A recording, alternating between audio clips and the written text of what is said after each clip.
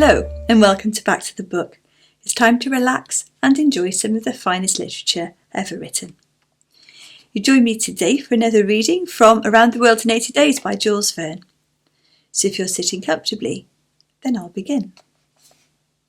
Chapter 26, in which Phileas Fogg and party travel by the Pacific Railroad. From ocean to ocean, so say the Americans. And these four words compose the general designation of the Great Trunk Line, which crosses the entire width of the United States.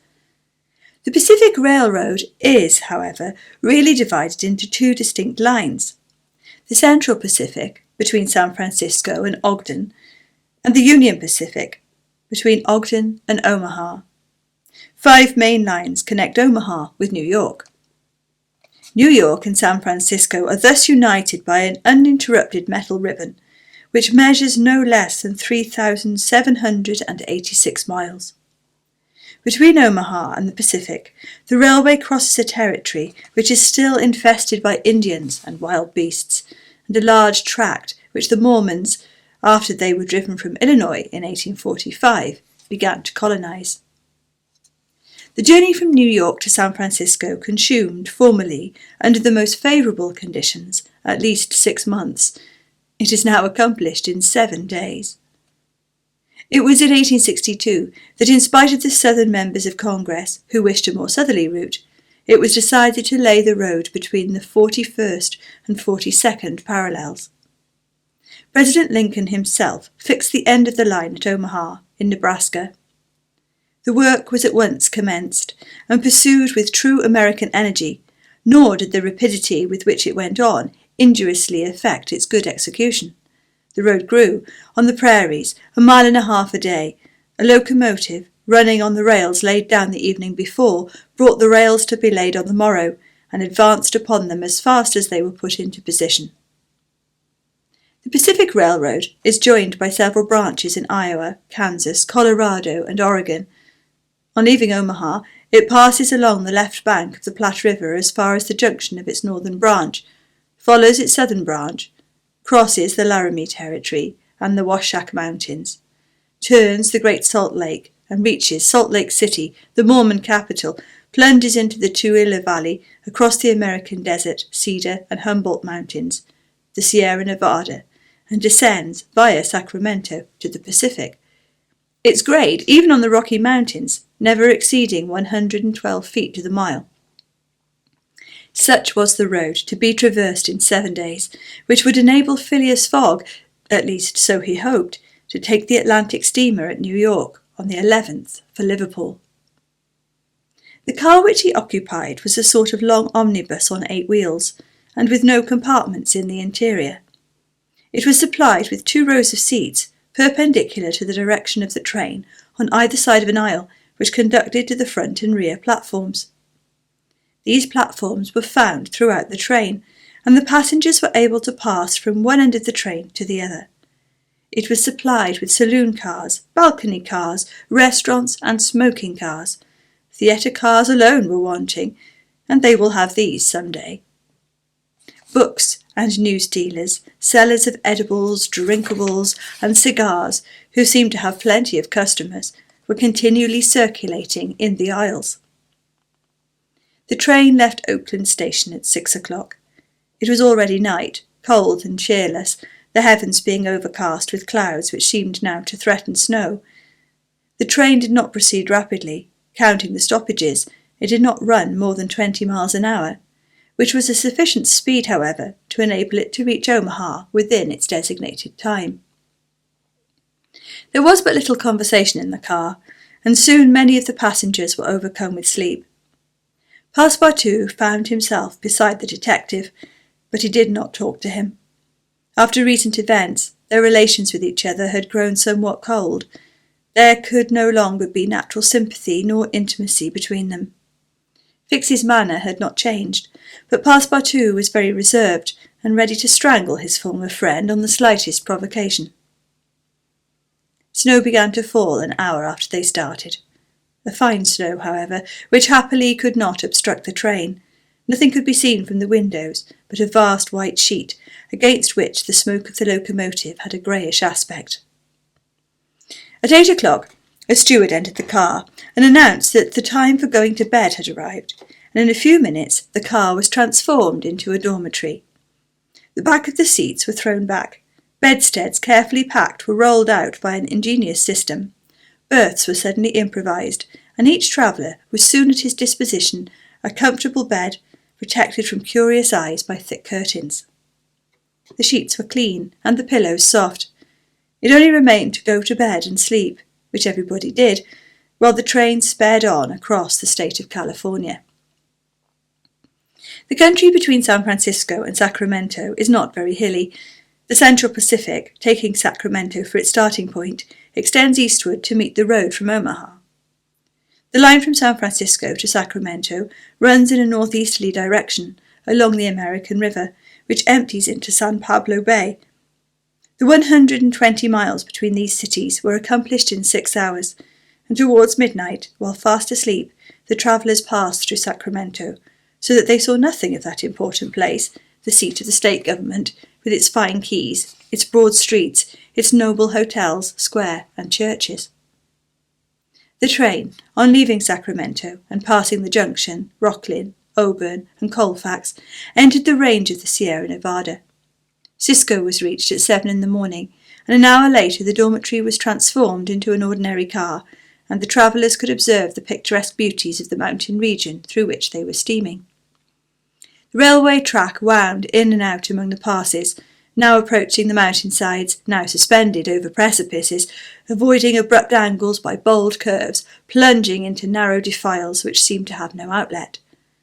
The locomotive, its great funnel emitting a weird light, with its sharp bell and its cow-catcher extended like a spur, mingled its shrieks and bellows with the noise of torrents and cascades, and twinned its smoke among the branches of the gigantic pines. There were few or no bridges or tunnels on the route. The railway turned around the sides of the mountains, and did not attempt to violate nature by taking the shortest cut from one point to another. The train entered the state of Nevada through the Carson Valley about 9 o'clock, going always northeasterly, and at midday reached Reno, where there was a delay of 20 minutes for breakfast. From this point the road, running along Humboldt River, passed northward for several miles by its banks. Then it turned eastward, and kept by the river until it reached the Humboldt Range, nearly at the extreme eastern limit of Nevada. Having breakfasted, Mr. Fogg and his companions resumed their places in the car, and observed the varied landscape which unfolded itself as they passed along. The vast prairies, the mountains lining the horizon, and the creeks with their frothy foaming streams. Sometimes a great herd of buffaloes, massing together in the distance, seemed like a movable dam. These innumerable multitudes of ruminating beasts often form an insurmountable obstacle to the passage of the trains. Thousands of them have been seen passing over the track for hours together, in compact ranks. The locomotive is then forced to stop and wait till the road is once more clear. This happened, indeed, to the train in which Mr. Fogg was travelling. About 12 o'clock, a troop of 10 or 12,000 head of buffalo encumbered the track. The locomotive, slackening its speed, tried to clear the way with its cow-catcher, but the mass of animals was too great. The buffaloes marched along with a tranquil gait, uttering now and then deafening bellows. There was no use in interrupting them, for having taken a particular direction, nothing can moderate and change their course. It is a torrent of living flesh which no dam could contain. The travellers gazed on this curious spectacle from the platforms, but Phileas Fogg, who had the most reason of all to be in a hurry, remained in his seat, and waited philosophically until it should please the buffaloes to get out of the way. Passepartout was furious at the delay they occasioned, and longed to discharge his arsenal of revolvers upon them. "What a country!" cried he. "Mere cattle stop the trains, and go by in a procession just as if they were not impeding travel. Parbleu, I should like to know if Mr. Fogg foresaw this mishap in his programme, and here's an engineer who doesn't dare to run the locomotive into this herd of beasts." The engineer did not try to overcome the obstacle, and he was wise. He would have crushed the first buffaloes, no doubt, with a cow-catcher, but the locomotive, however powerful, would soon have been checked. The train would inevitably have been thrown off the track, and would then have been helpless. The best course was to wait patiently, and regain the lost time by greater speed when the obstacle was removed. The procession of buffaloes lasted 3 full hours, and it was night before the track was clear. The last ranks of the herd were now passing over the rails, while the first had already disappeared below the southern horizon. It was 8 o'clock when the train passed through the defiles of the Humboldt Range, and 9:30 when it penetrated Utah, the region of the Great Salt Lake, the singular colony of the Mormons. Chapter 27, in which Passepartout undergoes, at a speed of 20 miles an hour, a course of Mormon history. During the night of the 5th of December, the train ran southeasterly for about 50 miles, then rose an equal distance in the northeasterly direction towards the Great Salt Lake. Passepartout, about 9 o'clock, went out upon the platform to take the air. The weather was cold, the heavens grey, but it was not snowing. The sun's disk, enlarged by the mist, seemed an enormous ring of gold, and Passepartout was amusing himself by calculating its value in pounds sterling, when he was diverted from this interesting study by a strange-looking personage who made his appearance on the platform. This personage, who had taken the train at Elko, was tall and dark, with black moustaches, black stockings, a black silk hat, a black waistcoat, black trousers, a white cravat, and dogskin gloves. He might have been taken for a clergyman.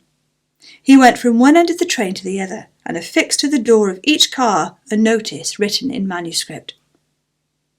Passepartout approached and read one of these notices, which stated that Elder William Hitch, Mormon missionary, taking advantage of his presence on train number 48, would deliver a lecture on Mormonism in car number 117 from 11 to 12 o'clock, and that he invited all who were desirous of being instructed concerning the mysteries of the religion of the Latter-day Saints to attend. "I'll go," said Passepartout to himself. He knew nothing of Mormonism, except the custom of polygamy, which is its foundation. The news quickly spread through the train, which contained about 100 passengers, 30 of whom, at most, attracted by the notice, ensconced themselves in car number 117. Passepartout took one of the front seats.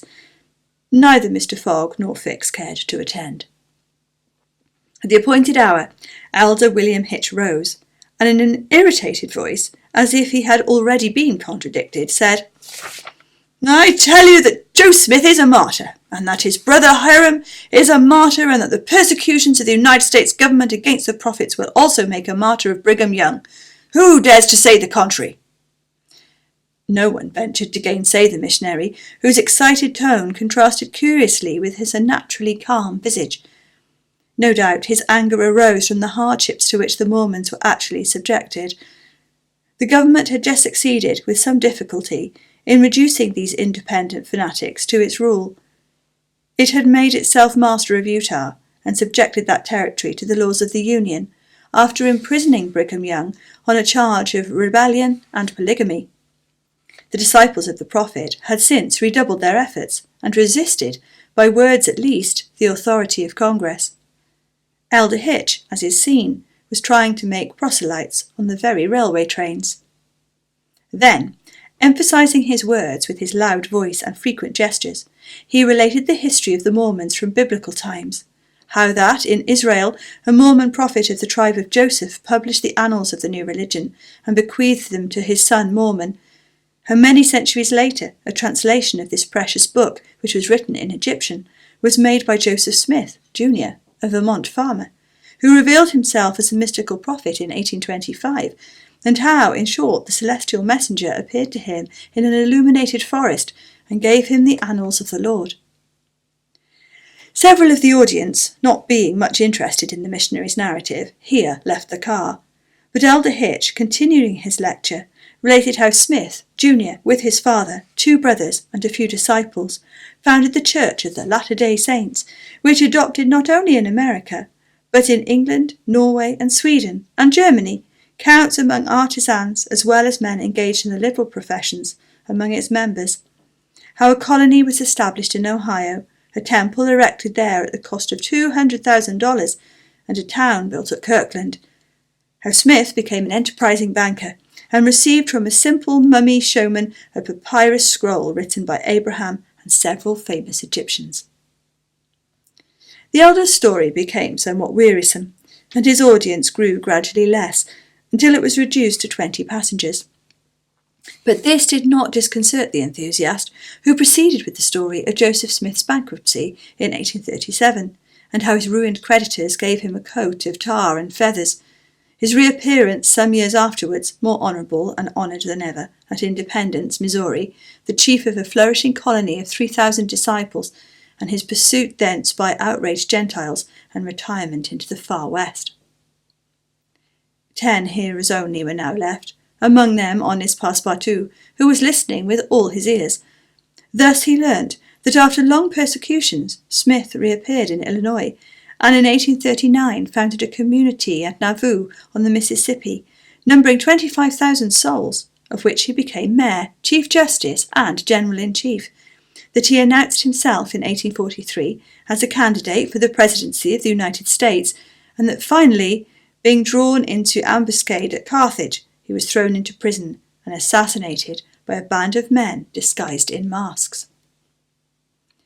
Passepartout was now the only person left in the car, and the elder, looking him full in the face, reminded him that, 2 years after the assassination of Joseph Smith, the inspired prophet Brigham Young, his successor, left Nauvoo for the banks of the Great Salt Lake, where, in the midst of that fertile region, directly on the route of the emigrants who crossed Utah on their way to California, the new colony, thanks to the polygamy practiced by the Mormons, had flourished beyond expectation. "And this," added Elder William Hitch, "this is why the jealousy of Congress has been aroused against us.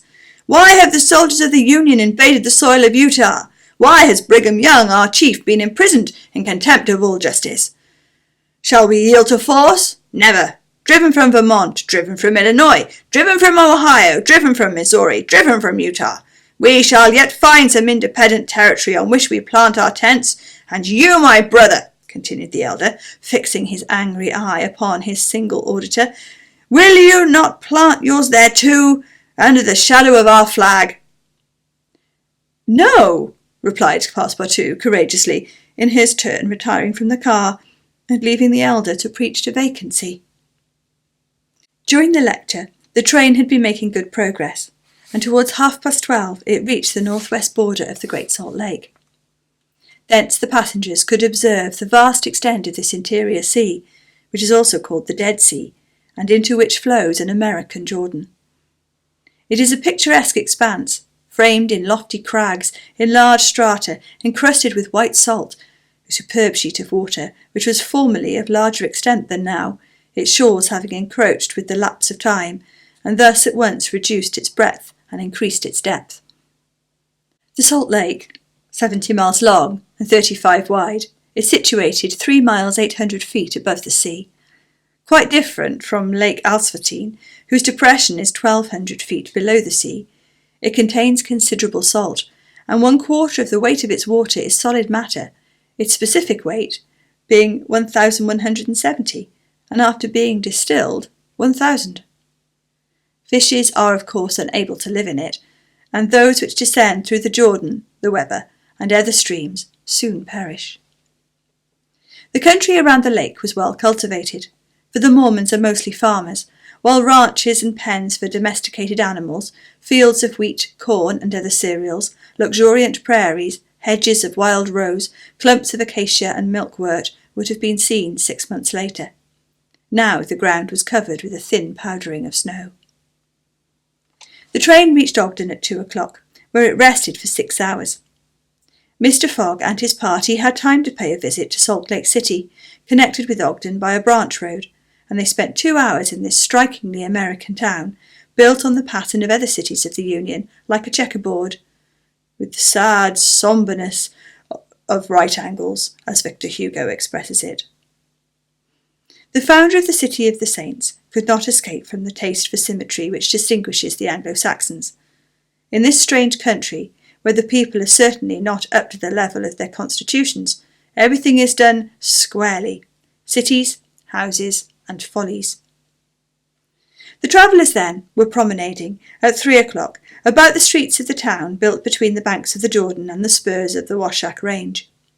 They saw few or no churches, but the Prophet's mansion, the courthouse, and the arsenal, blue brick houses with verandas and porches, surrounded by gardens bordered with acacias, palms, and locusts. A clay and pebble wall, built in 1853, surrounded the town, and in the principal street were the market and several hotels adorned with pavilions. The place did not seem thickly populated. The streets were almost deserted, except in the vicinity of the temple, which they only reached after having traversed several quarters surrounded by palisades. There were many women, which was easily accounted for by the peculiar institution of the Mormons, but it must not be supposed that all the Mormons are polygamists. They are free to marry or not, as they please, but it is worth noting that it is mainly the female citizens of Utah who are anxious to marry, as according to the Mormon religion, maiden ladies are not permitted to the possession of its higher joys. These poor creatures seemed to be neither well off nor happy. Some, the more well-to-do no doubt, wore short, open black silk dresses under a hood or modest shawl. Others were habited in Indian fashion. Passepartout could not behold without a certain fright these women, charged, in groups, with conferring happiness on a single Mormon. His common sense pitied above all the husband. It seemed to him a terrible thing to have to guide so many wives at once across the vicissitudes of life, and to conduct them, as it were, in a body to the Mormon paradise, with the prospect of seeing them in the company of the glorious Smith, who doubtless was the chief ornament of that delightful place, to all eternity. He felt decidedly repelled from such a vocation, and he imagined, perhaps he was mistaken, that the fair ones from Salt Lake City cast rather alarming glances on his person. Happily, his stay there was but brief. At 4 the party found themselves again at the station, took their places in the train, and the whistle sounded for starting. Just at the moment, however, that the locomotive wheels began to move, cries of "Stop! Stop!" were heard. Trains, like time and tide, stopped for no one. The gentleman who uttered the cry was evidently a belated Mormon. He was breathless with running. Happily for him, the station had neither gates nor barriers. He rushed along the track, jumped on the rear platform of the train, and fell exhausted into one of the seats. Passepartout, who had been anxiously watching this amateur gymnast, approached him with lively interest, and learned that he had taken flight after an unpleasant domestic scene. When the Mormon had recovered his breath, Passepartout ventured to ask him politely how many wives he had, for from the manner in which he had decamped, it might be thought that he had 20 at least. "One, sir," replied the Mormon, raising his arms heavenward. "One, and that was enough." Thank you for listening. Do join me next time to find out what happens next on this exciting train journey. Subscribe to the channel to be sure to catch the rest of the book as well. I look forward to seeing you next time. Goodbye.